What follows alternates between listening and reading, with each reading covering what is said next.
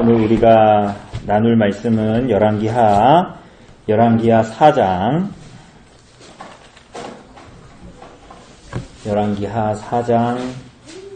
38절에서 44절까지의 말씀입니다.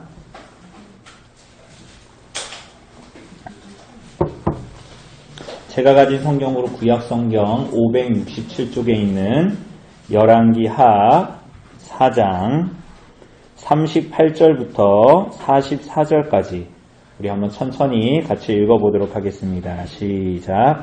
엘리사가 다시 길갈에 이르니 그 땅에 흉년이 들었는데 선지자의 제자들이 엘리사의 앞에 앉은지라.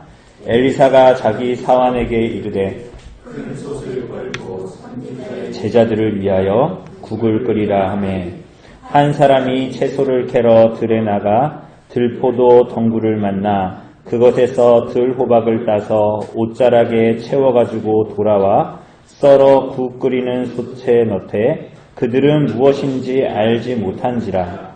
이에 퍼다가 무리에게 주어 먹게 하였더니 국을 먹다가 그들이 외쳐 이르되 하나님의 사람이여 솥에 죽음의 독이 있나이다 하고 능히 먹지 못한지라. 엘리사가 이르되 그러면 가루를 가져오라 하여 솥에 던지고 이르되 퍼다가 무리에게 주어 먹게 하라 하매 이에 솥 가운데 독이 없어지니라. 한 사람이 바알 살리사에서부터 와서 처음 만든 떡 곧 보리떡 20개와 또 자루에 담은 채소를 하나님의 사람에게 드린지라. 그가 이르되 무리에게 주어 먹게 하라. 그 사환이 이르되 내가 어찌 이것을 100명에게 하나. 엘리사는 또 이르되 무리에게 주어 먹게 하라. 여호와의 말씀이 그들이 먹고 남으리라 하셨느니라. 그가 그들 앞에 주었더니 여호와께서 말씀하신 대로 먹고 남았더라.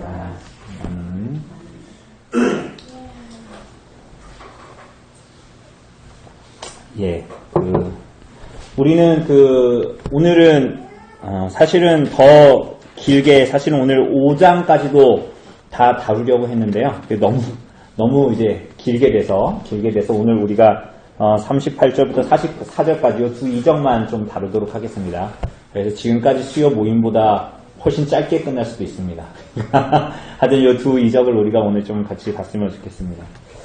우리가 엘리야의 사역에 이어서 이 엘리사의 사역을 지금 우리가 보고 있습니다. 그죠? 특별히 우리가 이 근래에 보게 되는 열왕기하의 본문은 엘리사의 이적들을 엘리야 이후에 엘리사의 이적들을 이제 하나씩 이제 이야기하고 있는 것 같습니다. 그죠? 그 2장의 후반부에 보면 제일 처음 나타나는 이적이 뭡니까? 이 여리고 성에 물을 고친 이적입니다. 그러니까 여리고가 물이 나빠가지고 어떻게 돼요? 이 열매가 맺지 못하고 막 떨어지고 막 토산이 좋지 않다 막 이렇게 얘기하지 않습니까? 그래서 그 엘리사가 그곳에 뭘 뿌려요? 소금 뿌려서 그 물을 고쳤다. 뭐 이런 내용들이 나오고 이어서 뭐가 나옵니까? 베델로 올라가는 길에 아이들이 그죠? 42명이 와서 뭐라 그래요? 대머리 올라가라. 그리고 앙콩 2마리가 나와서 다 죽이는 그런 사건들 우리가 봤습니다. 그리고 우리가 지난번에는 4장에 나오는 이적도 봤습니다. 어떤 사건이 나옵니까? 어떤 등장인물이 누구예요? 선지자 생도인데 죽었습니다. 그죠? 그래서 이제 그 아내가 이제 와서 엘리사에게 도움을 구하는 거. 그래서 어떻게 돼요? 그릇들을 이웃으로부터 다 빌려와서 너희가 한 병 남은 기름을 거기다 계속 부어라. 그래서 이제 그 그릇이 끝날 때까지도 기름이 멈추지 않았다라는 거. 그리고 이어서 어떤 사건입니까? 수넴 여인 사건입니다. 아들이 없는 자에게 아들을 주셨고, 그런데 그 아들이 어떻게 됐습니까? 죽었고, 그리고 죽은 아이를 다시 살리는 그런 이적이었습니다. 우선은 우리가 이 일들을 통해서 가장 잘 알 수 있는 것은 뭐냐면 그냥 아주 표면적으로 알 수 있는 것은 하나님께서 구원받은 모든 백성들의 삶에 시시콜콜한 거 하나까지 그죠? 삶의 구체적인 일상들까지 하나님께서 모르시는 게 없다라는 거야. 이것은 사실입니다. 정말로. 그죠? 하나님께서 뭔가 되게 거대한 일 혹은 교회에 속한 일만 하나님의 손에 있는 것이 아니라 우리들의 삶에 하나님께서 하나하나 세심한 부분들까지도 다 누구의 손에 있어요? 하나님의 손에 있고 하나님의 손길에 있어요. 그래서 하나님의 지혜는 무한하시기 때문에 우리들은 어떤 일을 그냥 각자 자기 마음대로 하는 것 같죠. 때로는 선한 일이든 악한 일이든. 그런데 하나님께서는 그 무한하신 지혜로 놀랍게 섭리하시고 하나님의 일들을 이루십니다. 그죠? 그래서 하나님은 우리들의 삶의 모든 것을 도외시하지 않으시고 붙드신다. 그런 것들을 또 봤습니다. 그리고 더하여서 하나님께서 이 모든 것들을 섭리적으로 다 이루신다 그랬잖아요. 그죠?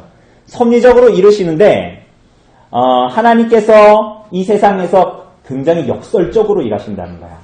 그게 우리가 이번 주일 오전의 설교에서도 봤고 이제 오는 주일 설교에서도 고린도 전서를 통해서도 볼 건데 하나님께서 이 세상에서 역설적으로 일하신다. 세상의 지혜와 말의 지혜를 따라서 그래서 그 추측과 근거에 의해서 하나님께서 일을 이루시는 것이 아니라 하나님께서 세상의 지혜를 전복시키시고 그들이 봤을 때 이해가 되지 않는 방식으로 오히려 하나님께서 역설적으로 일하신다라는 것을 우리가 볼 겁니다. 그죠?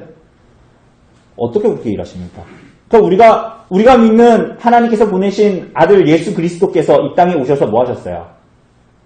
십자가에 달려 죽으셨는데 그분이 죽으신 분이 온 세상에 누구신 거예요? 주님이시고 왕이신 거죠.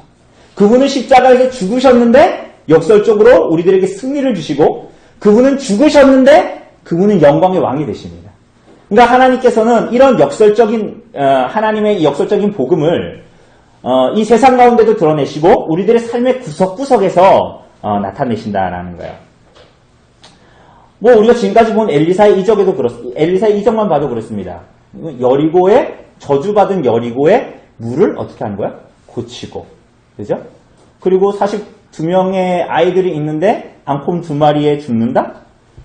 그릇을 남한테 빌려오게 했는데 그릇을 남의 집에서 그릇도 없어가지고 그릇도 남의 집에서 빌려오게 했는데 오히려 그 빌려온 그릇의 기름은 차고 넘친다. 모든 게 부족함이 없는 수녀 여인인데 평생 없었던 아들을 허락하신다? 근데 아들을 허락하셨는데 아들이 또 죽는다? 이게 굉장히 역설적인 일. 근데 그 일들로 끝나지 않는다라는 게 중요하죠. 그 일을 통해서 하나님께서 복음이 무엇이고 하나님께서 그들에게 원하시는 게 무엇인가를 그들의 일생을 들어 역설적으로 일하시는 거예요. 성경 전체를 보면 하나님께서 이 세상에서 복음으로 그렇게 일하시고 그것이 오늘 살아계신 하나님이 우리들의 삶에도 역설적으로 일하시죠. 내가 굉장히 안 좋게 생각했던 그 모든 일들이 내 손에서 해결이 안 되기 때문에 이것이 끝이라고 생각하지만 그것이 아니다. 라는 걸 우리는 우리들의 일생을 두고 경험합니다. 그죠? 그게 하나님의 손에 우리가 있다라는 거. 당시에는 우리가 그 문제들에 대해서 하나님이 나를 버리신 것이 아닌가라는 생각을 하지만 사실은 그 모든 것이 오히려 하나님의 든든한 섭리 아래 있다는 것을 우리는 시간이 갈수록 경험하게 되죠. 심지어 오늘 본문의 이 역설적인 두 개의 사건은 영적으로 죽은 이스라엘을 상징적으로 어떻게 나타내시고 그렇지만 그들을 어떻게 살리시는가 하는 것을까지도 하나님께서 오늘 본문을 통해서 보이십니다. 심지어는 그들의 불순종 때문에 그들의 삶에 오는 저주와 같은 상황 속에서도 그들이 자기가 저질러 놓은 그로 말미암아 언약 때문에 불순종 신명기 28장에 나오는 불순종의 저주가 임해도 그 가운데서도 하나님께서 언약에 있대서 그들을 포기하지 않으시고 어떻게 붙드시는가 그 내용들을 우리가 볼 겁니다. 자, 여러분 이 하나님을 여러분 믿으십니까? 그런 하나님을 여러분 믿으세요? 근데 우리들은 되게 자주 우리들의 일상에서 그러니까 우리가 오늘 아멘 하고 이렇게 고개를 끄덕이잖아요. 근데 왜 우리들의 일상에서는 그 하나님을 붙들기가 힘들까요? 이게 왜 그런 것 같아요? 하나님이 교회에 좀 한 100% 계시고 집에 가면 80% 계시고 부부 사이에는 60% 정도 계시고 직장에서 40% 정도 계시고 세상 친구들 만나면 한 10%도 안 계신 것 같고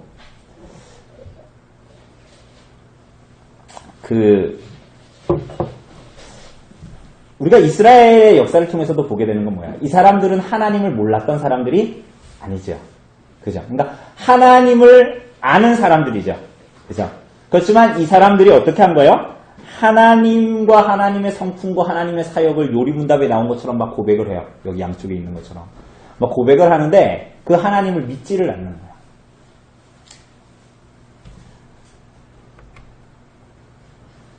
그죠?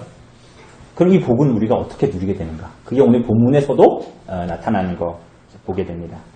자, 우선은 좀 더 우리 구체적으로 내용을 봅시다. 수냄 여인의 아들이 살아난 사건 이후에 이제 오늘 두 가지 사건이 나오는데 이 두 사건의 공통점이 있습니다. 그게 뭐예요?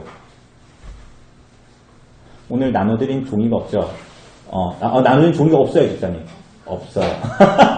이게 질문이에요. 자, 두 사건 다 뭐와 관련되어져 있어요? 공통점이 있어요, 두 사건이. 다 뭐하고 관계되어 있습니까? 먹는 겁니다, 먹는 거. 그죠? 먹는 것과 관련이 되어져 있어요. 그러니 당연히 그 배경이 되는 게 뭐예요? 38절에 보면 엘리사가 다시 길갈에 이르니 그 땅에 뭐가 들었어요? 흉년이 들었어요. 여러분 근데 신명기 28장 우리가 나중에 언젠가 좀 이 모세 오경을 특별히 좀 다룰 시간이 있었으면 좋겠는데 신명기 28장에 보면 순종하여 하나님께서 허락하시는 복과 불순종하여 하나님께서 허락하시는 저주가 나옵니다. 그런데 우리가 이 북이스라엘의 지금 엘리사의 사역 가운데 보게 되는 아주 큰 특징들, 뭐 아이를 갖지 못하는 것, 그리고 오늘 본문에도 여기 보다시피 자식이 없는 거, 그리고 이제 흉년, 가뭄 이런 것들이 다 뭐예요? 언약에 순종하지 못했을 때 하나님께서 언약에 약속하신 저주예요. 우리는 이 세상에 살아가는 사람들은 어떤 신을 믿다가도 무슨 일이 집에 갑자기 확 닥치면 우리 승민 형제 오늘 머리하고 왔는데 원장님이 요즘에 생각이 복잡해서 그분이 카톨릭인데 지난주인가 언젠가 지난번에 점을 보러 갔다 왔대요. 카톨릭은. 그러니까 우리는 그렇잖아요. 우리는 자꾸만 우리들의 이 삶을 이렇게 살아가다가 뭔가 안 좋은 일이 있으면 이거 내가 뭘 잘못해가지고 이런 식으로 자꾸만 이제 발동이 돼요. 어떤 신이 내가 뭘 잘못했더니 저주를 주나? 그런데 우리가 보는 이 성경에 나오는 이 언약의 저주들은 다 어디에 약속되어져 있는 거예요? 언약에 약속되어져 있다는 게 굉장히 중요한 거예요. 언약에 약속되어져 있다. 그래서 이 북이스라엘의 상태를 우리가 지금까지 본 대로 11개에서 본 대로 생각해 보면 언약을 어긴 백성들에 대한 하나님의 진노가 이제 드러나는 것입니다. 그래서 하나님을 떠난 이스라엘 백성들의 영적인 형편이 뭘로 나타나는 거야? 그거 관련된 흉년으로 나타나요. 그래서 이들의 상태는 이 북이스라엘 사람들의 영적인 상태는 지난번에 본 대로 수냄 여인의 우리가 그 엘리야 할 때 봤죠. 수냄 여인의 죽은 아들의 상태와 같아요. 그리고 한편으로 보면 에스겔서에 나타나는 마른 뼈의 환상 가운데 나타나는 그 마른 뼈와 같아요. 전혀 가능성이 없어 보이죠. 그런데 하나님께서는 그들에게 언약에 불순종한 자들에게 언약에 약속된 재난을 주십니다. 이게 은혜입니까 아닙니까?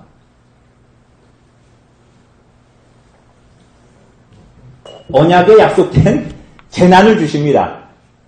왜 그러실까요 하나님이?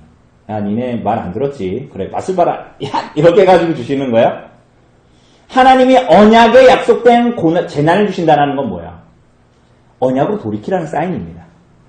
그러니까 우리는 자꾸만 이런 식으로 생각해요. 그러니까 하나님께 뭘 잘하면 하나님께서 뭘 주고 내가 하나님께 못하면 난 이렇게 받는구나 이렇게 생각하죠. 그죠? 그래서 잘해야 되겠다 이렇게 생각하는 거잖아요. 굉장히 유아기적인 거죠, 우리는 이제. 근데 하나님의 원함은 뭐예요? 하나님께서 언약에 의한 불순종에 의한 저주를 주실 때 뭐 하라는 거야? 언약의 불순종에서 어떻게 하라는 거야? 돌이키라는 사인이에요. 돌아서라고 거기서. 그러니까 언약에 의한 그게 그 저주의 내용이라도 하나님께서 언약의 백성들에게 하나님께서 주시는 은혜라고 볼 수가 있는 것입니다. 그죠? 여러분 그런데 이 흉년의 일들을 누가 경험합니까? 그게 중요해요. 누가 경험해요?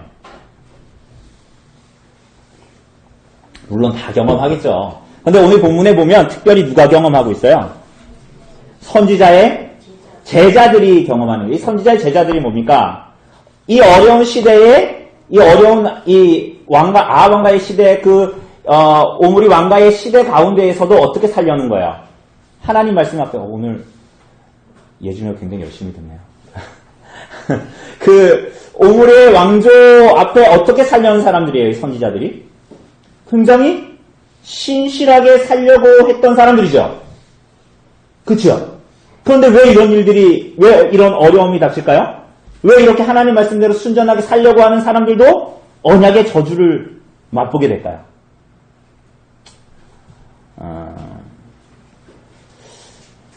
사실 이것은 말씀을 읽고 순종을 읽고 불순종하며 살아가는 사람들에게 무엇을 요구하시는가와 관련이 있습니다. 조금 더 보면 엘리사는 이 사환한테 자기 사환이죠, 게하시. 나중에 이제 5장에 보면 나오겠지만 큰 솥을 걸고 제자들을 위해서 불을 끓이라고 합니다.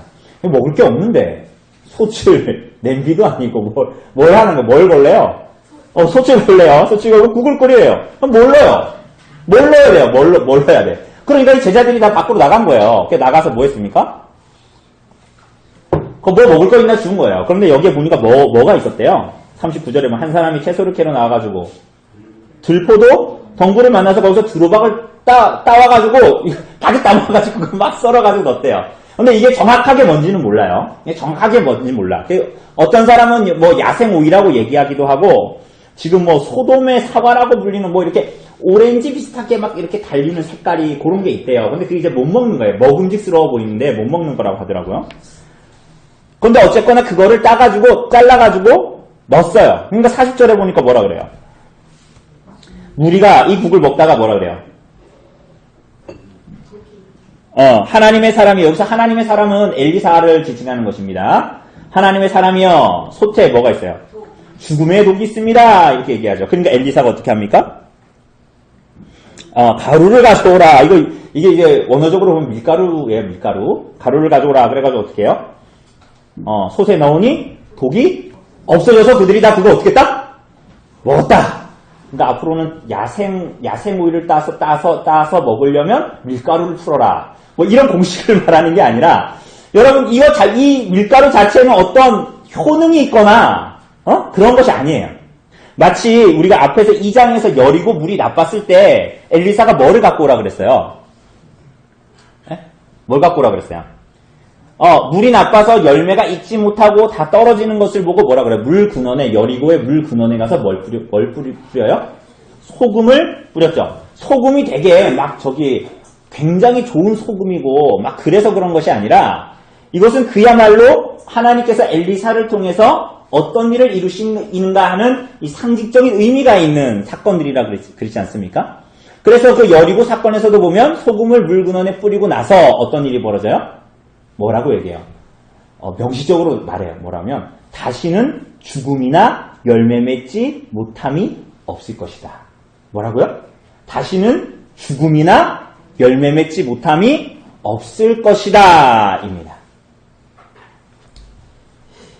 이 얘기가 사실은 이후에 나타나는 모든 이적들의 굉장히 특징적이고 어떤 핵심이 되는 그러한 말이에요. 이 엘리사의 사역의 첫 번째 이적에서 그 이적을 베풀고 나서 했던 이 말, 다시는 죽음이나 열매 맺지 못함이 없으리라는 이 말이 앞으로의 모든 이적의 사실은 요점이의 핵심이라고 볼 수 있어요. 사실은 언약의 핵심이라고도 볼 수가 있습니다. 자, 그래서 하나님께서 어쨌거나 이 어려운 시기 가운데 이런 식으로 밀가루를 뿌려서 독성이 없게 되고 그걸 다 먹게 됩니다. 그거 버린 거 아니에요. 다 먹게 됩니다. 그러니까 하나님이 하나님의 종들을 보호하시죠? 그럼 이제 여러분들은 그런 생각 되잖아요. 선지자들만 사람이냐? 선지자 아니고 다른 사람들도 다 있을 텐데 왜 이 사람들에게만 하나님께서 이런 놀라운 이적으로 이 다 흉년이 든 때에 왜 이렇게 배부르게 하시냐? 왜 그렇게 하실까요? 하나님께서 왜 이 선지자들에게 이렇게 하실까요? 그것은 하나님께서 이 선지자들을 사랑하셔서라기보다는, 물론 사랑하셨죠. 사랑하셔서라기보다는 하나님의 언약을 그 모든 그 시대의 택한 백성들에게 보이시기 위함입니다. 이게 무슨 말이죠? 그러니까 하나님은 이스라엘과 언약을 맺으셨잖아요. 그죠? 그런데 하나님은 그 말씀에 붙들려 있고 말씀을 전해야 하는 이 하나님의 생도들을 그 시대에도 살리시는 동시에 하나님은 그 이스라엘 가운데에 퍼져 있는 영적인 독과 죽음마저도 제거하실 수 있는 분으로 나타나는 거야. 엘리사의 사역을 통해서.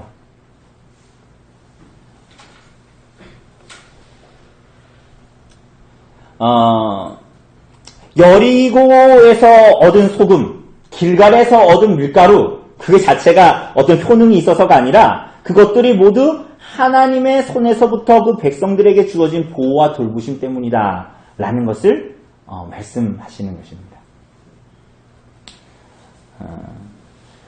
그래서 하나님은 그 백성들에게 고통을 허락하십니다. 그게 순전하게 하나님의 말씀에 붙들려서 살아가는 하나님의 백성들일지라도 하나님께서는 오늘 본문에서 보는 대로 하나님 앞에 살아갈 때에 그로 말미암는 고난과 고통들을 다 경험하게 하십니다. 그리고 우리가 시편에서 보는 대로 그 고통들이 나 자신의 어떤 잘못이 아니라 나는 하나님께 순전하게 나아가려고 했는데 악한 자들이 나에게 내 삶에 내 존재에 붙는 고난과 고통 때문에 당하는 그런 어려움까지도 하나님께서는 때로는 당하게 하셔요. 당하게 하신다. 그죠?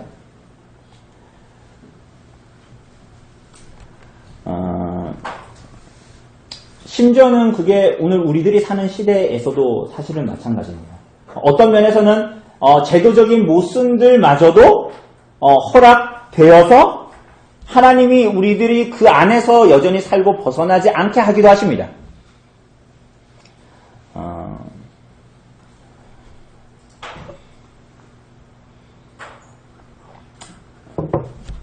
그래서 하나님 백성들이 때로는 이게 참 묘해요. 이스라엘 백성들의 신앙과 굉장히 이제 겹치는 부분들이 있는데 우리는 어떤 이 세상에서 악을 경험하거나 고난을 경험하거나 혹은 제도적인 모순 때문에 내가 피해를 보는 그런 상황 가운데에 있을 수도 있고 그걸 피하는 사람들은 어때요? 그걸 피할 수 있는 사람들은 내가 어떤 보편적인 사람들하고는 다르게 내가 그 어려움을 살짝 벗어나가지고 난 여기서 피했네? 라고 생각하면서 뭐라 그래요? 하나님이 나를 살리셨다. 하나님께서 나에게 복을 주셨다. 할렐루야. 이렇게 생각하게 되잖아요.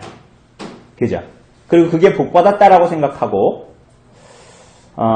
그렇지만 사실은 진정한 성도들은 그렇게 살지는 못하죠. 오히려 내가 어떤 어려움에서 살짝 벗어나고 보편적인 성도나 사람들이 고난을 당하면 오히려 그 안으로 뛰어드는 삶으로 살아가게 되죠. 그죠? 그런데 오늘 사실 이스라엘 백성들이, 북이스라엘 백성들이 하나님이 아닌 다른 신들을, 바알이나 아세라나 다른 신들을 섬기는 이유가 바로 사실은 이 부분에, 이 요점에 있습니다. 뭐냐면 끊임없이 성공을 추구하는 거야. 나의 유익과. 왜냐하면 하나님의 말씀을 따라서 순종하면 어떤 삶을 살아야 돼요. 하나님께 제사하기 싫어가지고 이 사람들이 하나님을 안 따르는 게 아니거든요. 다른 신들도 제사를 하잖아요. 그런데 하나님을 섬기는 자들은 어떻게 해야 됩니까? 하나님을 섬기고 내 것을 가지고 뭘 해야 돼요? 형제들을 살려야 되잖아요. 안식년, 희년, 공평하게 나누고 내가 이 나그네 내 것을 가지고 내가 열심히 벌었는데 나그네와 이웃을 향해서 퍼주고 이런 일을 해야 돼요. 그죠? 그게 하나님의 율법에 의해서 살아가는 삶이잖아요. 그러나 우리가 알게 되는 다른 고대 근동의 종교들은 다 어떻습니까? 그렇지 않게 살아가도 되는 방식으로 살아가는 거죠. 그런데 우리가 하나님의 이름을 걸고 좀 어렵습니까? 하나님의 이름을 걸고 우리가 이방신을 섬기는 식으로 살아가는 방법은 뭐예요? 내가 여호와의 이름을 부르면서도 나 자신을 위해서만 살아가는 거야. 그래서 내가 이 땅에 때로는 어려움을 당하는데 다들 어려움을 당하는데 나만 쏙 피했어. 예를 들면 우리가 이미 지나왔지만 IMF 때 어떤 사람들은 어려움을 경험했는데 나는 어떻게 해가지고 정말 운 좋게 딱 빠져나왔어. 그래가지고 할렐루야 하나님께서 우리 교회에서 다른 사람들은 다 IMF를 직방으로 맞게 하시고 저는 피하게 하셨네요. 할렐루야 하나님께서 나에게 복 주셨습니다. 이렇게 살 수 있어요? 그렇게 못 살죠. 그래서 오히려 그 안으로 들어가서 그들을 돕고 구제하는 방식으로 삶을 살아가게 되잖아요. 하나님께서 무엇보다도 하나님께서 물론 우리 성도가 그 하나님을 믿는 참으로 믿는 자들이 그렇게 살아가지만 무엇보다도 하나님께서 놀랍게도 이 언약에 의한 흉년일지라도 그들의 모든 고통과 상황 속에서 하나님의 백성들을 보살피시고 보호하시는데 실패하지 않으시다라는 거예요. 사실 이 내용을 오늘 허 집사님이 기도해 주실 때도 이 내용을 기도해 주셨어요. 하나님이 이 일에 실패하지 않으세요. 그러니까 아무리 어려운 시기와 상황이라고 해도 그 궁극의 답을 하나님께 얻고자 하는 자들을 그래서 하나님은 찾으십니다. 그리고 하나님을 간절히 찾는 자들을 외면치 않으십니다. 여러분 우리 TV 다 봐서 아시잖아요.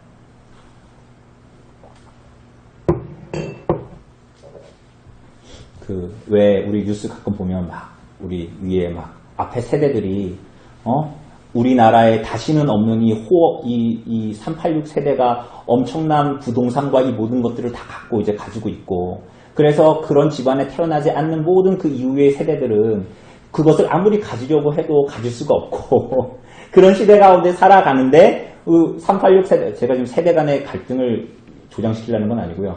386 세대들은 이제 그 어린 사람들 막 80년생, 85년생 이런 애들이 열심히 안 하는 걸 보고 야 열심히 해, 열심히 저축해야지 집도 사고 땅도 사고 뭐 하지 라고 말한다는 거야.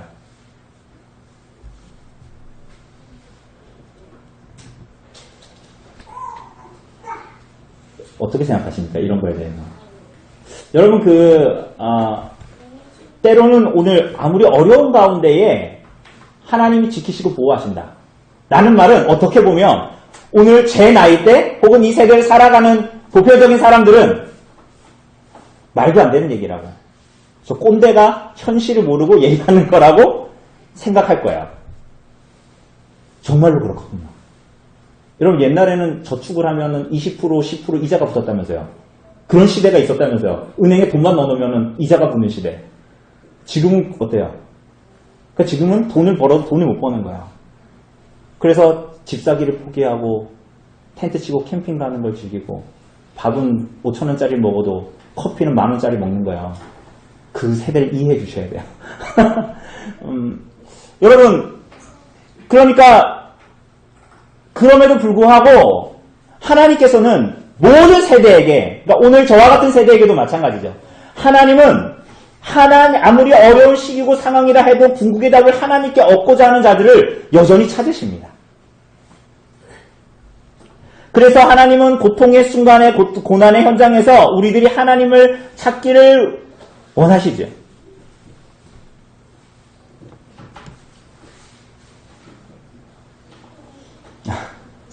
그럼 우리는 근데 이런 상황에 놓여 있으면 우리는 자꾸만 어떤 일을 해요? 하나님을 찾거나 하나님의 뜻을 찾으려고 하지 않죠. 어떻게 합니까? 금세 내 손에 잡히는 일들을 해결하려고 하죠. 금세 해결할 방법들을 무언가를 찾아내잖아요. 내 삶에 뭔가 당장 닥친 어려움들을 해결하려는 방법을 자꾸 이제 추구하게 되지 않습니까? 빨리 이 고통을 없앨 세상의 지혜, 세상이 합리적이고 논리적이라고 말하는 그러한 수순을 찾고 그렇게 함으로 말미암아 우리가 어떻게 해요? 이번 주 오전에 말씀을 나눈 것처럼 그리스도의 십자가를 헛되게 하고 때로는 하나님의 섭리, 하나님의 도, 하나님의 복음 그것이 나의 삶에 아무런 도움이 되지 않는다고 여기는 방식을 추구하기 시작합니다. 그래서 하나님 앞에 하나님의 뜻을 묻거나 하나님 앞에 하나님께서 우리들의 삶에 어떤 삶을 나의 100년도 안 되는 저 사람들 말고 내 윗세대나 내 아랫세대 말고 내가 어떻게 살아가야 하는지를 하나님 앞에 머물고 잠잠히 살아가기보다는 끊임없는 성공을 그리고 금세 내 문제를 해결할 방법을 자꾸만 찾게 되는 거야. 근데 그것은 재미있게도 그리스도의 십자가를 헛되게 하는 방법입니다.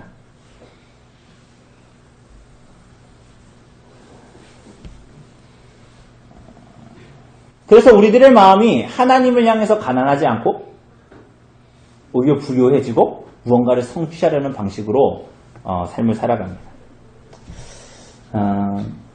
이것이 오늘 그 엘리사의 이 시대에 나오는 이 사람들의 두 가지의 면모였어요. 하나님께서 그들에게 원하시는 것이 있는데 물론 거기엔 두 부류가 나타납니다. 그렇게 살아가려고 하는 사람들, 그렇지 않으려고 하는 사람들이 있겠죠. 그런데 하나님께서는 결국은 그 사람들이 잘 살아가기 때문에 걔네들한테 박수를 쳐주는 게 아니라 물론 그들을 위로하시고 격려하시겠죠. 그러나 이 모든 일들을 통해서 하나님을 바라보지 않는 모든 자들, 그 문제에 다 완전히 함몰되어서 하나님을 바라보지 않고 하나님과의 관계, 그분을 향한 내 삶의 불순종과 불경건을 돌아보지 않는 자들을 계속적으로 돌아오기를 원하시는 거야. 그래서 선지자들이 하나님을 바라볼 때 엘리사를 통해서 이 일들을 이루시는 거야. 하나님을 그렇게 어떻게 보면 어리석은 지혜처럼 하나님을 붙드는 자를 하나님께서 오히려 죽음이 다시는 없도록 열매 없는 일이 일어나지 않도록 그들을 보호하시는 것입니다. 이 일들은 하나님 말씀 잘 믿으면 너는 잘 될 거야? 이런 얘기가 아니에요. 오히려 그렇지 않은 자들을 하나님께로 다 돌아오라는 요청입니다. 언약하래요. 하나님은 이런 분이라는 거예요. 이어서 나타나는 이적이 뭡니까? 이게 두 번째 이적인데요. 뭐야? 한 사람이 어떤 일이 벌어져요? 바알 살리사에서부터 와서 뭘 갖고 와요? 보리떡 20개하고 채소를 가져옵니다.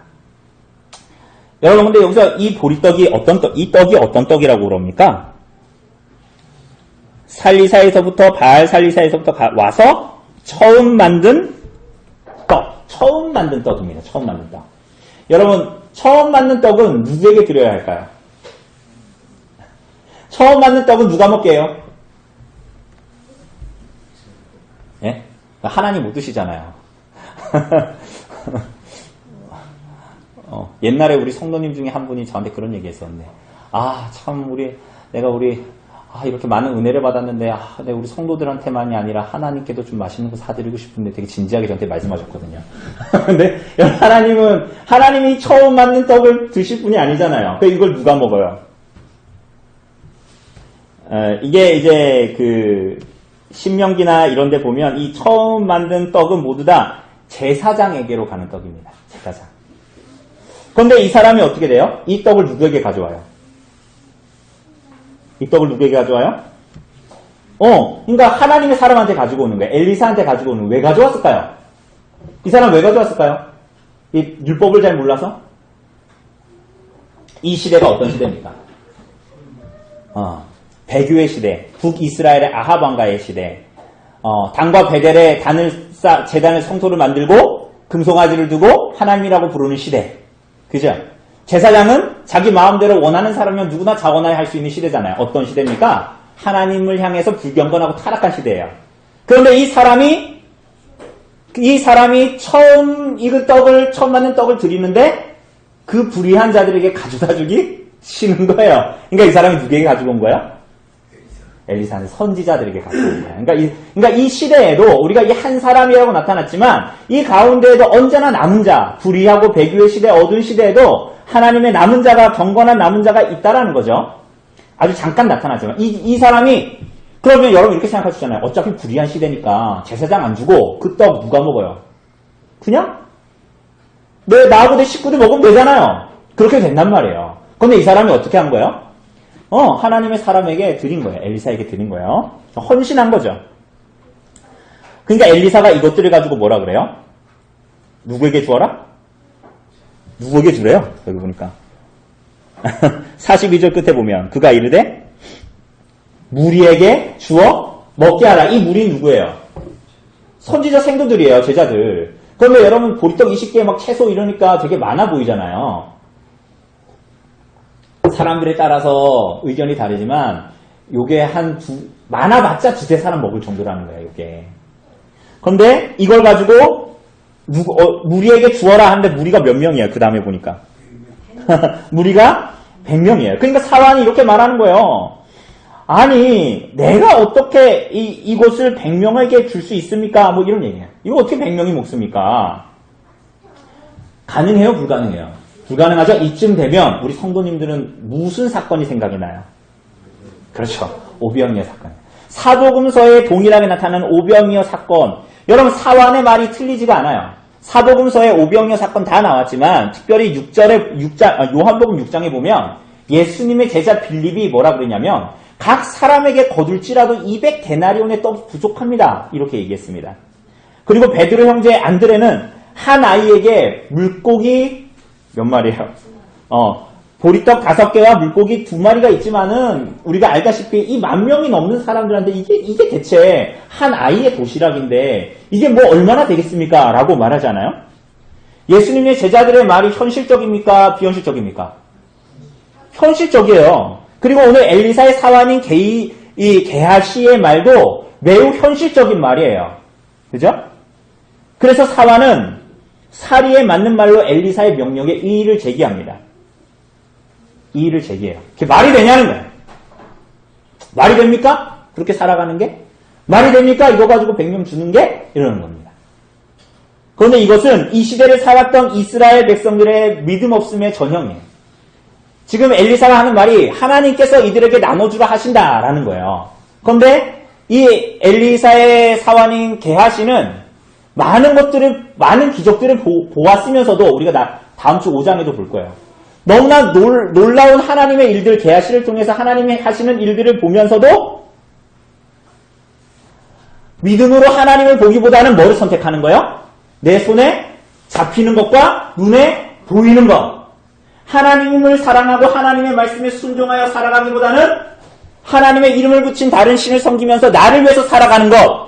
그게 바로 이스라엘의 전형이에요. 손에 잡히는 것, 눈에 보이는 것을 좇고 따르는 거야.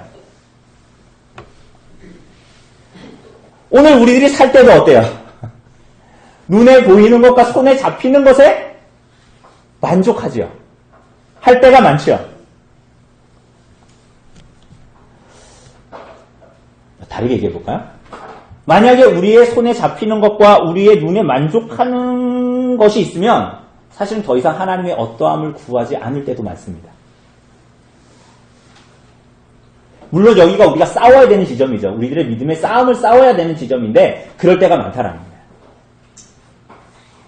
그래서 때로는 우리들의 삶이 마치 이스라엘이 광야에 있었던 때처럼 하나님께서 먹이시고 입히시는 것에 대해서 만족하고 때로는 그 싸움을 우리들이 그렇게 싸우면서 살아가기를 하나님께서 원하시죠. 그렇지 않을 때 우리는 어떤 모습을 갖게 됩니까? 그렇지 않을 때 믿음으로 하나님을 바라보고 하나님께서 주시는 것에 만족하려고 하고 하지 않고 자꾸 이 손에 잡히는 것과 눈에 보이는 것으로 쫓아가고 그것으로 만족하려면 우리들의 삶이 어떻게 돼요? 여러분의 마음이 어떻게 됩니까? 만족해지던가요? 여러분 이 좋은 시대, 우리가 지금 좋은 시대에 살잖아요. 그죠? 우리 집에 가서 냉장고를 열면 냉장고에 먹을 게 없으면 어떻게 하면 됩니까? 마트 가서 사오면 돼요. 가을 거지가 끝나가지고 내년 가을까지 기다릴 필요가 없어요. 그죠? 보릿고개를 넣을 필요가 없단 말이죠. 근데 우리 이렇게 삶을 살아가는 거 좋은 시대를 살아도 우리들의 모든 눈에 보이고 손에 잡히는 것들이 많은 이 시대에 우리들의 결핍이 해결되는가요? 우리는 그럴수록 우리들의 마음에는 끝없이 무엇인가를 다오다오 하는 마음만이 충만해집니다. 그래서 내가 많은 것을 누리고 있어도 만족하지 않고 만족하지 않는 것으로 끝나지 않아요. 어떻게 해요? 다른 사람들의 비참은 눈에 들어오지 않게 돼요. 여기가 포인트예요. 그러니까 우리는 그냥 나는 이 정도면 만족해. 다 그렇게 제가 물어보면 다 그렇게 대답할걸요? 다 만족한다고? 근데 정말로 여러분들이 하나님 안에서 자족하고 있는가는 그래서 여러분들이 다른 사람의 비참에 대해서 어떻게 행동하는데요?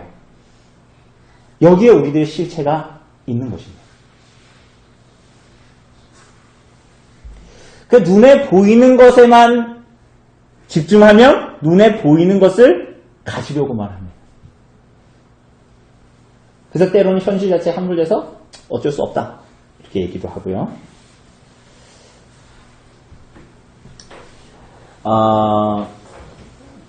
결국은 오늘 이 본문에 나오는 이 이스라엘 백성들과 선지자들이 경험하는 이 모든 결핍은, 그리고 우리가 이 땅에서 경험하는 결핍도 사실은 그 근원지는 하나님을 향한 불경건과 하나님의 능력에 대한 불신에서부터 사실은 나타나고 발로되고 솟아나는 것입니다.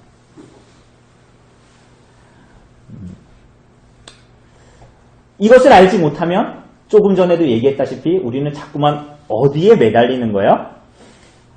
세상의 지혜에 매달려서 살아가게 되는 거예요. 그게 지혜인 줄 알고 더 그런 삶을 살아가면 살아갈수록 진정한 결핍이 어디에 있는지, 어디에서부터 오는지, 반대로 진정한 복이 어디에 있는지에서 자꾸만 멀어지는 삶을 살게 되는 거예요. 제가 왜 자꾸 이런 얘기를 할까요? 이게 이스라엘 백성들의 삶이었단 거예요. 그러니까 이것은 오늘 우리들의 삶과 되게 다르지 않아요.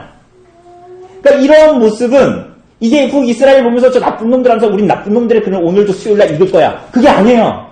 이 죄의 본질이, 부패가 여전히 우리가 이 씨름을 하지 않으면 우리 안에 계속 남아있는 거예요. 자꾸만 손에 잡히는 것, 눈에 보이는 것을 쫓아가면 우리들의 삶이 이 북이스라엘 백성들이 바알을 섬기고 하나님이 아닌 우상을 섬기는 것처럼, 단과 베델에 하나님의 이름을 두고 금송아지를 섬기는 것처럼 똑같은 삶을 살아가게 된다는 거예요. 이 사람들 다 그렇지 않다고 말해도 그렇다라는 거예요.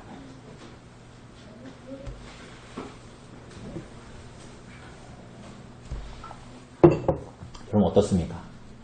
며칠 전에 월요일날 홍천표 성도님하고 점심때 우연치 않게 식사를 할 기회가 있었어요. 그래가지고 이제 식사하고 요즘에 팡세를 읽으신대요. 파스칼의 팡세를 읽으시는데 그러면서 이제 교제를 하고 밥도 먹고 교제를 하다가 한 2시간 반 있다가 헤어졌어요. 그리고 집에 가셔서 이제 저한테 긴 카톡을 보내셨어요. 근데 팡세를 읽다가, 팡세라는 책을 읽다가 굉장히 이제 자기의 마음에 뭔가 감동이 되는 문구가 있었나 봐요. 근데 이렇게 글을 보냈어요, 저한테. 들어보세요, 여러분. 요한복음 6장 26절 말씀인데요. 너희가 표적을 본 까닭이 아니요 먹고 배부른 까닭이로다. 이게 어느 사건에 나오는 이야기입니까? 오병이어 사건에 나오는 말씀이죠. 그러면서 이렇게 이제 저한테 카톡을 보내줬어요. 그러니까 파스칼은 팡세에서 이 글을 이렇게 빗대어 표현하더군요. 즉 따르는 사람들은, 이 오병이어 사건으로 사람들이 따르잖아요, 예수님을. 따르는 사람들은 예수의 기적을 보며 따르며 찬양하지만 실상은 이런 기적들이 그들을 위로해주고 세상의 재물로 충족시켜주기 때문에 그를 따르고 있을 뿐. 뭐라고요? 실상은 이런 이적들이 그들을 위로해주고 세상의 재물로 충족시켜주기 때문에 그를 따를 뿐.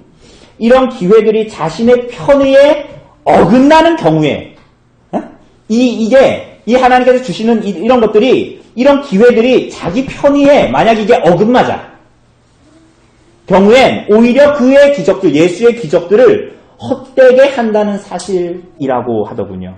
참으로 깊이 새겨보고 스스로를 돌아봐야 하지 않을까 하는 생각이 들었습니다. 라고 카톡을 남겨주셨어요. 어떻게 생각하십니까? 여러분, 우리가 알다시피 예수께서 오병이어 사건, 마치 오늘 이 엘리사의 사건에서 상징적으로 나타나는 이 오병이어의 사건을 통해서 주님께서 많은 사람들을 먹고 마시게 하셨지만 주님께서 친히 말씀하신 대로 이 무리들이 뭐 때문에 나를 따른다고 그러셨어요? 먹고 배불러서 나를 따르는 거다라고 말씀하셨습니다. 영생의 양식인 그리스도를 믿음으로 알았기 때문에 따르는 것이 아니라고 하셨어요. 그래서 아까 좀 전에 파스칼이 뭐라 그랬다고요? 우리들의 삶에서도 하나님이 아무리 많은 것들을 주셔도 그게 나의 원함과 나의 편의에 어긋나면 하나님이 나에게 베푸신 모든 은혜를 가지고 어떻게 한다? 하나님을 욕되게 하기 시작한다는 거예요. 어떻게 욕되게 할까요? 내 원함과 다르거나 내가 원하는 때가 있잖아요. 이렇게 했을 때 하나님 이렇게 했으면 좋겠잖아요. 그런데 그 때에 맞지 않거나 하면 하나님이 지금까지 나에게 베푸신 은혜를 다 욕되게 해버려요. 어떻게 욕되게 해버려요? 하나님을 찾지 않는다. 하나님을 바라지 않는다. 내가 하나님의 이름 명찰을 걸고 있는데 십자가의 도를 따르려고 삶을 살아가는 게 아니라 세상의 지혜와 말의 지혜를 따라서 인생을 살아가기 시작한다. 십자가를 노래할 때는 기분이 좋고 내가 원할 때 하는 것이지 그렇지 않을 때는 그리스도를 바라보지 않는 삶을 산다. 그게 오히려 그가 보이신 은혜를 욕되게 한다는 표현일 거예요. 여러분 어떻습니까? 여러분 하나님은 어떤 시대든지 자신을 경외하는 자들을 돌보십니다. 그리고 엘리사의 시대만이 아니라 참된 선지자로 오신 예수 그리스도께서 구속의 사역을 마친 지금 이 시대에도 하나님은 모든 자기를 찾는 자들에게 자신을 주시기를 원하시는 분이십니다. 오늘도 그렇습니다. 그래서 우리들이 구하는 것이 그 하나님을 찾는 자들을 세상이 보기에는 가망성 없는 것 같고 정말로 어리석어 보이고 아무런 가능성이 없고 다 끝으로 보이는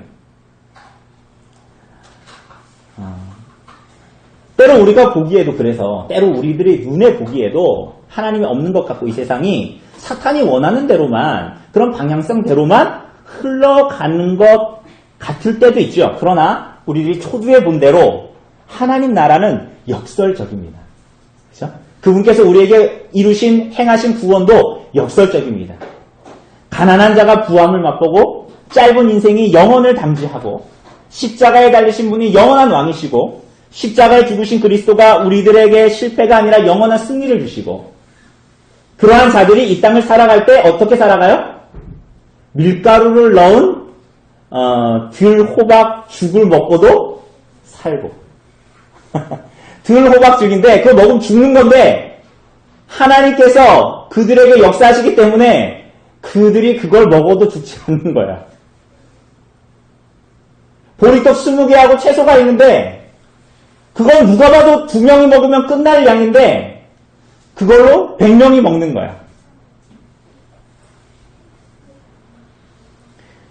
죽음에서 구원 얻는 생명으로 가는 것, 절망에서 희망으로 역정되는 이러한 구원은 그래서 하나님으로부터만 오고 그 하나님의 구원을 간절히 받는 자들만이 그것을 경험하게 되죠.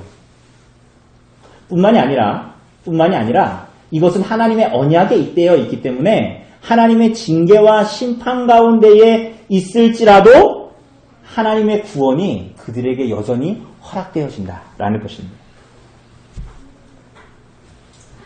그래서 우리가 이전에도 본 대로 더 이상 우리는 침륜에 빠질 자가 아니고 궁극의 하나님으로부터 오는 궁극의 행복이 주어져 있는 자들입니다.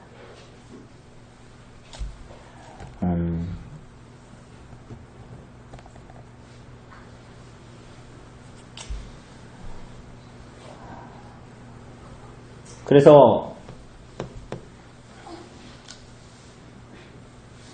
오늘 본문에 보면 엘리사의 말에 당황스러워하는 이 사환 게하시도 제자들의 질문도 있지만은 엘리사가 뭐라고 그럽니까? 무리에게 주어 먹게 하라. 43절 중반에 보니까 여호와의 말씀이 그들이 먹고 남으리라 하셨느니라. 44절에 보면 뭐라 그래요? 그가 그들 앞에 주었더니 여호와께서 말씀하신 대로 먹고 남았더라. 이렇게 이제 기록합니다. 그리스도 구주의 이 약속을, 언약에 있던 약속을 믿는 자들에게는 정말 이렇게 소망이 있고 오늘 현재의 필요만을 채우는 것으로 끝나는 것이 아니라 44절에 읽은 대로 마지막에 말하는 대로 여호와께서 말씀하신 대로 먹고 남았더라. 하나님께서 이스라엘 백성들에게 주시고자 하는 그 미래의 영광까지도 풍성하다라는 것을 말합니다. 여러분 우리가 그럼 이 시대를 살아가면서 무엇을 할 수 있을까요? 그렇다면 이 어두운 시대를 살아가면서 여러분과 저는 그럼 무엇을 할 수 있을까요? 때로는 우리가 타락해가는 이 시대에 어느 시대든지 그러했지만 타락해가는 교회와 때로는 성도들의 삶과 또 우리들의 삶을 볼 때 때로는 자기가 뿌린 열매를 스스로 먹고 있는 지경에서도 그것을 깨닫지 못하는 굉장히 절망적인 상황 가운데 있을 때조차라도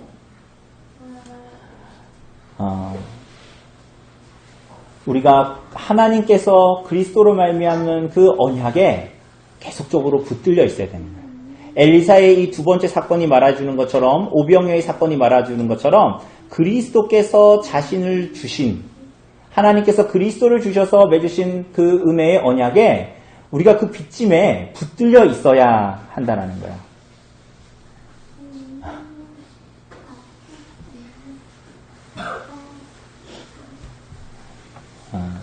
가장 어리석은 지혜죠.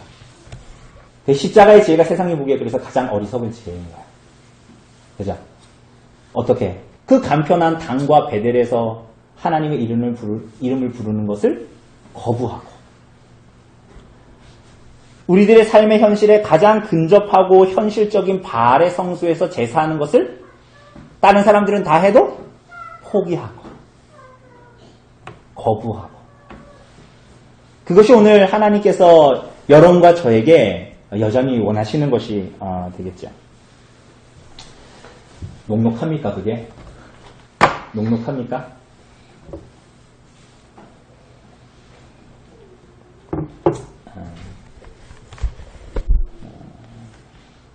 녹록한 일이 아니죠. 녹록한 일이 아닙니다. 그러나 하나님께서 우리들에게 허락하신 그 모든 은혜의 자리에서 그야말로 세상의 지혜가 아닌 이 십자가의 지혜로 우리가 답하기를 하나님께서 원하십니다. 우리가 아무리, 근데 이것은 우리가 아무리 한다고 해서, 우리가 그렇게 해서 우리가 무언가를 이룰 수 있다는 거 아니에요. 우리는 어느라고 연약해서 우리가 한다고 하는데 기껏 가지고 온다는 게 드로박 따서 올지도 몰라요. 이 선지자의 생도들처럼 기껏 한다는 것이 드로박 따서 국에 넣는 걸 수도 있단 말이죠. 우리들의 삶이, 우리들의 연약함과 어느함이 그렇다는 거예요. 그러나 하나님의 선하심과 신실하심과 돌보심이 여러분과 저의 어떠함보다도 훨씬 큽니다. 그죠? 그래서 우리는 두려워하지 않을 수 있어요. 담력을 새롭게 얻을 수 있어요. 이 사람 얼마나 절망했겠어요. 그죠? 이 사람 큰 솥을 걸어놓고 이제 이게 죽이거든요. 사실은 국이 아니라. 우리는 국을 반렵해놓고 먹는 국이라고 생각하는데 이건 죽이에요, 죽. 어쨌거나 끼니를 때우려고 하는데 그거 따와가지고 썰어가지고 넣은 사람은 얼마나 절망했겠어요. 그죠? 나는 열심히 한다고 헌신한다고 했는데. 근데 우리들의 어눌함과 우리들의 헌신이, 우리들의 어눌함, 하나님의 말씀을 따라 이 시대의 어두움 가운데서도 십자가의 은혜를 붙들고 내가 하나님의 말씀대로 살려고 몸부림치는 게 그게 100% 화나지 않잖아요. 어떤 일이 때로는 하는 것이 이게 명확하게 효다, 아니다, 맞다, 아니다로 구분하기 굉장히 힘든 부분들이 있잖아요. 그럴 때 하나님께서는 그래도 하나님께 세상의 지혜 말고 하나님의 말씀에 입대어 판단한 구분을 가지고 결단하고 하나님 앞에 살아갈 때 우리들의 어눌함, 때로는 드로박을 잘라가지고 거기다 넣는 한이 있어도 여러분 그게 하나님의 선하심과 신실하심이 그것보다 크기 때문에 두려워할 필요 없이 우리가 하나님 앞에 우리들의 삶을 살 수가 있어요. 왜냐하면 그분의 선하심과 신실하심이 여러분의 어떠함보다 훨씬 크거든요. 여러분 이게 엘리사를 통해서 그 불순종하는 이스라엘 백성들에게 하나님께서 주시는 메시지였어요. 이 이적들을 통해서. 너희가 순종하면 좋지만 그리하지 아니할지라도 내가 너희를 반드시 구원할 것인데 그 헌신하는 자들의 어떠함을 달린 것도 안다라는 거예요. 너희들이 그것이 굉장히 어둡지 않다라는 거예요. 그런데 그렇다고 해서 하나님이 거기에 너희의 구원이 달렸는데 그렇지 않다라는 거예요. 두려움 없이 하나님께 나아가고 그래서 그분의 끊임없는 인자 안에서의 안식과 평안을 정말 누리면서 살아가는 거예요. 그 안식과 평안. 하나님께서 언약 안에서 우리들의 그 인자하심으로 우리들을 감싸고 있기 때문에 그런 거예요. 그래서 이 열왕기를 받고 있는 바벨론의 포로로 갔던 이스라엘 백성들, 끝없이 불순종해서 바벨론 포로에 가서 있었던 이스라엘 백성들도 엘리사로 드러내신 하나님의 은혜의 품 안으로 돌아설 수 있는 담력을 가질 수 있었어요. 여러분 바벨론의 포로로 잡혀간 사람들 다 지옥 갔을까요? 여러분 어떻게 생각해요? 다 지옥 갔을까요? 여러분 그렇지 않아요. 그 사람들 어떤 사람들은 다시는 그 일제되는 다시는 예루살렘을 보지도 못하고 밟아가지도 못했을 거예요. 거기서 죽었을 거예요. 그럼 그 사람이 다 지옥 갔을까요? 그렇지 않아요. 지금 그 가운데 열왕기를 읽고 있던 이 사람들은 엘리사의 이 사건으로 말미암아 하나님의 원함이 무엇인지를 알고 그 땅에서 하나님 앞에 소명을 다하다가 죽었을 거예요. 하나님은 그 징계의 맛을 보고 있는 자리에서도 그들을 구원하시고자 하시는 분이십니다. 그 하나님 안에서 예루살렘 땅만이 아니라 바벨론 땅에서도 그분 안에 있으면 안식과 기쁨을 맛보는 자로 살게 하시네요.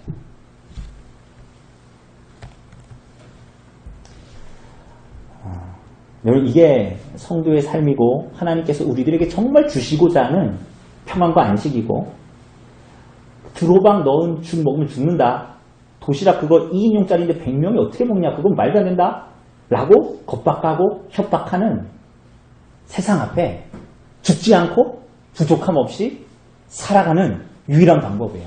그분을 양식 삼아 살아가는 방법, 그분의 언약에 잇대어 살아가는 방법, 나의 어떠함보다도 그 무엇보다도 나의 무엇을 100% 1000%를 행하는 모든 것보다도 하나님의 선하심과 신실하심과 인자하심이 크다. 거기에 우리들의 삶을 맡기고 두려움 없이, 그 죄가 아닌 이상 두려움 없이 하나님 앞에 헌신하며 살아가는 거예요. 여러분, 그게 믿음의 모험이죠. 그죠? 우리 애들 이번 주에 보니까 모험이 뭐냐고 저한테 물어보던데 제가 뭐라고 답을 못 해줬는데, 그럼 이런 게 믿음의 모험이죠. 손에 잡히지 않고 눈에 보이지 않지만 누구보다도 영원하시고 무한하신 그 거룩하시고 신실하신 하나님을 붙들며 살아가는 거예요.